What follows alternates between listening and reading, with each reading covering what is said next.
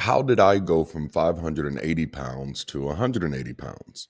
And how did my deconstruction play a role in that? I didn't lose weight until I stopped believing in God.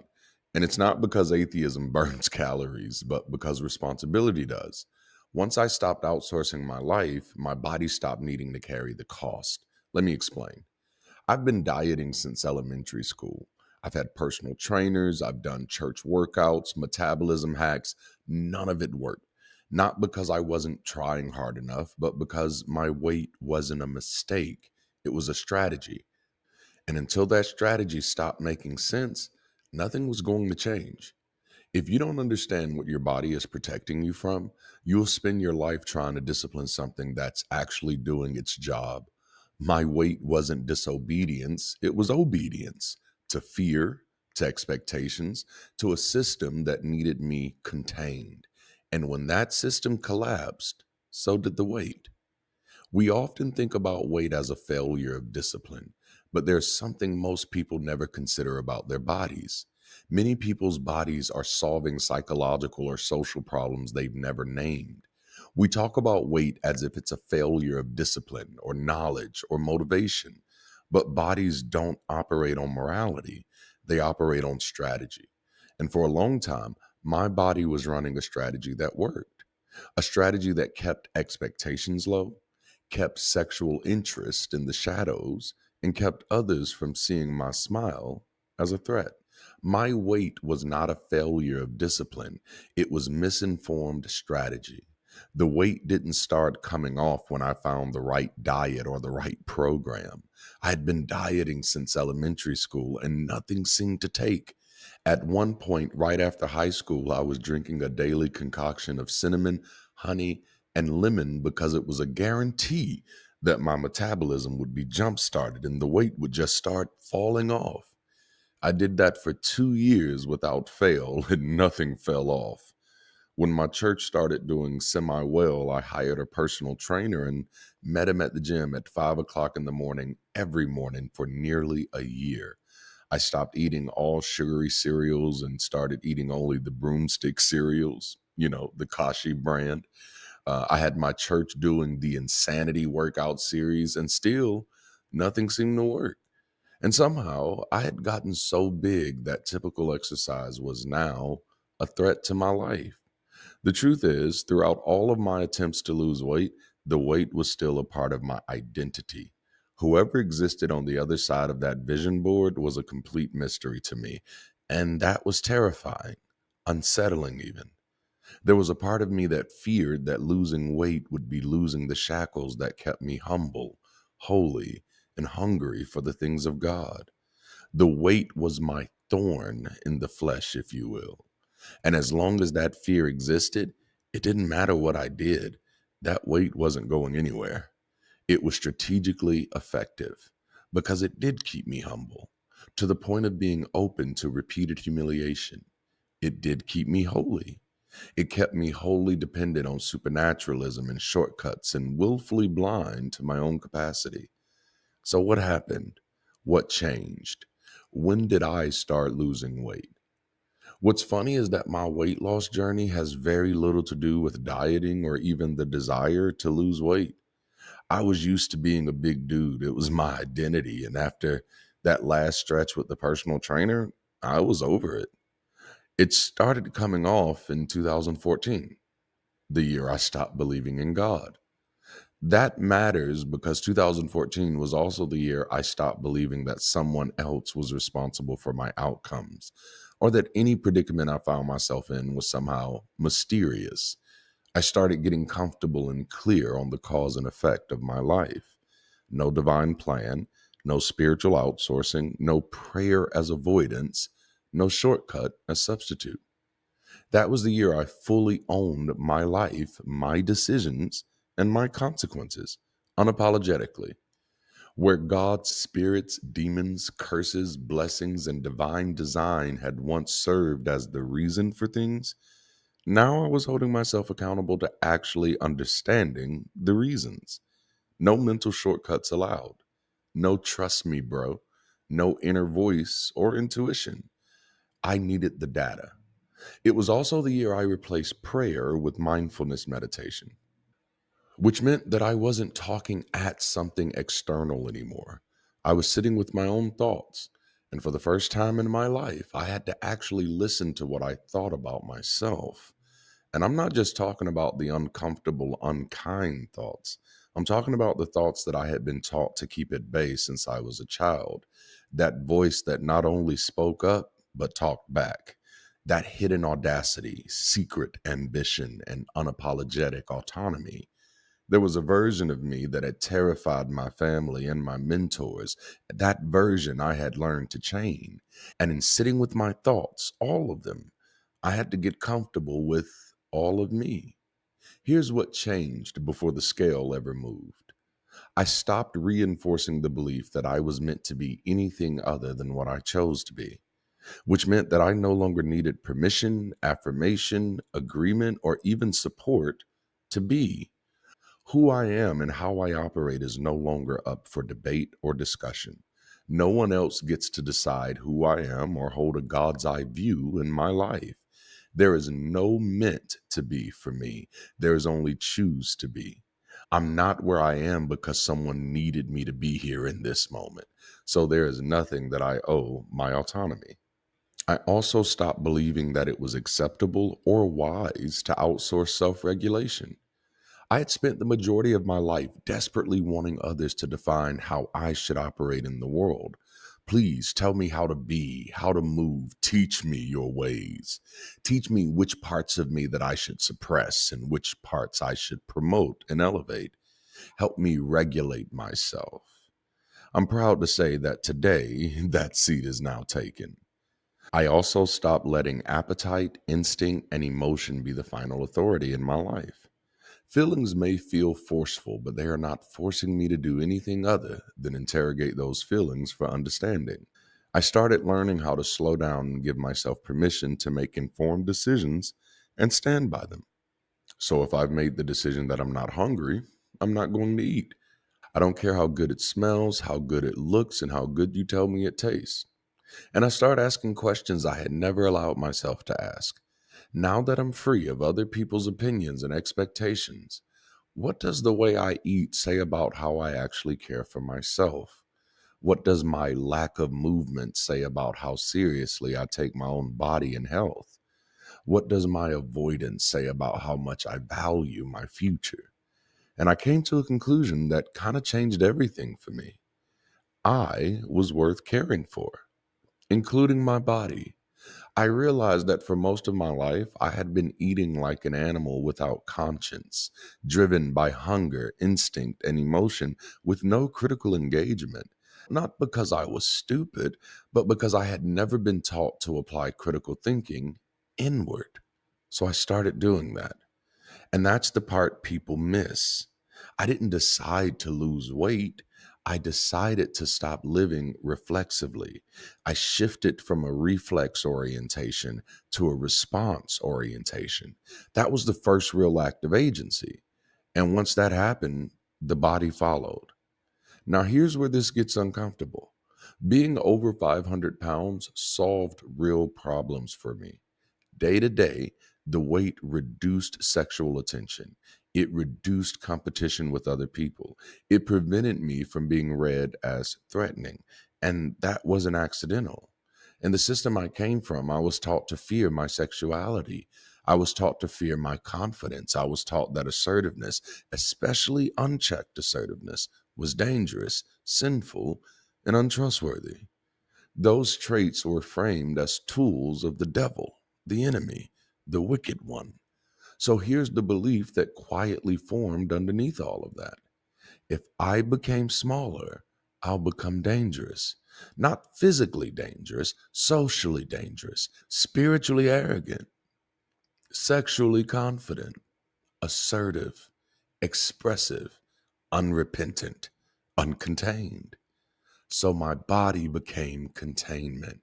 And there were benefits because at that size, I wasn't required to perform relevance. I wasn't required to engage fashion. I wasn't required to be competitive or visible in certain spaces. And here's another hard truth. My family benefited from me being that size. They benefited from me staying that size. Holding on to the weight was, in many ways, holding on to them and holding on to relational toxicity that no longer made sense, but still felt familiar. The weight helped me stay where I was expected to stay. It kept me familiar. It kept me recognizable. Someone they recognized because it was someone they molded, someone they were responsible for, not me.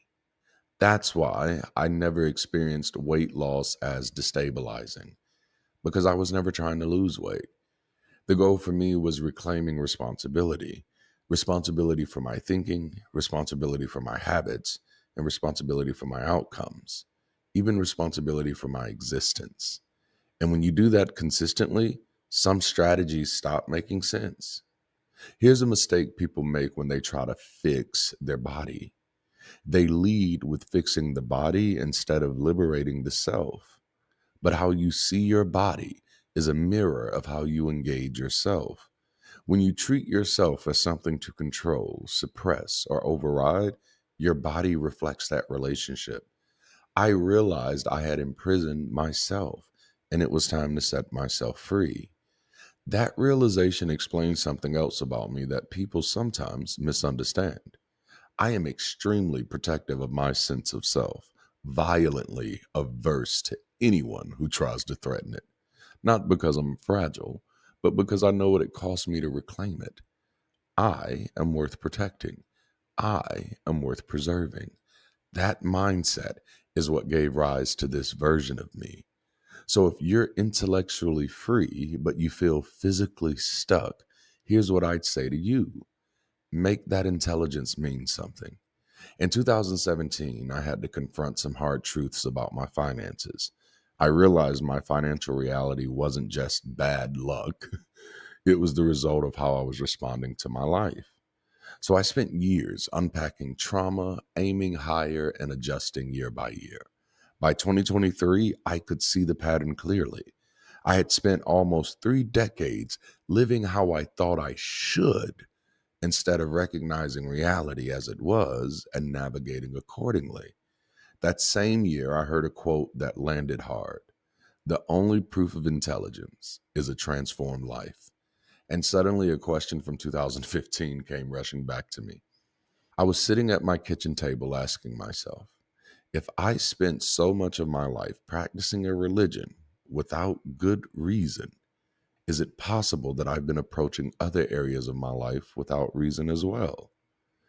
That thought was terrifying, and the answer was yeah. That question changed everything. I realized that my eating, and thus my living, had never been a habit of intention. It was an unchecked reflex, not even a conscious choice on many occasions. The formula was quite simplistic. If food was available and I had the physical capacity to consume, then I was going to eat. I remember telling my wife after walking it through that I had been a sensual eater my entire life, meaning that I ate based on the five senses, and that now I wanted to become a rational eater. And that wasn't about a diet, a fad, or even a new lifestyle. I still eat pretty much the same things that I've always eaten, but from that moment on, I became mindful that food is fuel, and overcharging a battery can lead to pressure issues, swelling, and significantly reduced battery life. Eating to be stuffed was no longer an option for me. The itis no longer made sense. So here's what I did. And to be clear, I don't endorse the idea that there is a one size fits all approach to weight loss or life transformation. But I do advocate for the idea that a changed mind precedes a changed life. The changes that I made in my life came from the changes I allowed in my mind. For example, so here's what I did. I rejected the eat 3 times a day model for an eat when you're hungry and stop when you're satisfied model. If I'm not hungry in the mornings, I don't eat in the mornings. This also included not eating at special outings, business meetings, or whatever. The rule was applied. If I don't need energy, there's little utility in overcharging the battery. You'd be surprised how many calories are society enforced. Eating based on my hunger to the parameter of my satisfaction resulted in fewer meals and smaller portions of the same foods. I also used to drink a lot of sodas and juices. I could have 10 refills of a Shirley Temple before the breadsticks arrived at Olive Garden. This was actually a serious issue. The combination of excess sugars and excess calories were a major hidden culprit in my excess weight. So I stopped drinking sodas pretty much altogether and only drank water during the day, making sure to get the recommended daily amount. Now at nighttime, I drink what I want, and that's typically alcohol. And last but not least, for those early years, I knew that typical exercise was not an option for me. It was dangerous at worst and demotivating at best. And this is what I caution people about when it comes to popular dietary and weight loss fads. If it's not tailored to who you are physiologically and psychologically, it's likely going to become a demotivating factor in your life and keep you locked in a spiraling cycle. Self disappointment is not an effective motivator in most cases. Recognizing that I've been working in offices since high school and that meant a more sedentary lifestyle than most, I became intentional about getting a set number of daily steps in. Not running, not jogging, not even walking around the neighborhood. Steps in the comfort of my own home, free from all demotivating distractions. When people ask me how I lost the weight, I always respond the same way: wisdom, water, and walking. In most cases, people think I'm being secretive, but I'm being serious. My weight loss journey was the direct result of wanting to be rationally responsible for my existence in the world. I wasn't aiming to lose weight. I was just aiming to pull the real me out of the rubble of everyone else's expectation. So here's the takeaway I want to leave you with. If your body feels stuck, ask what problem it might be solving based on bad strategy. If your habits feel immovable, ask what fear they might be protecting. And if your intelligence hasn't changed your life, ask where you're still living reflexively instead of intentionally. Don't start by fixing the body, start by liberating the self. The rest follows. And this is why I'm obsessed with building community, because leaving religion doesn't magically give you a new life.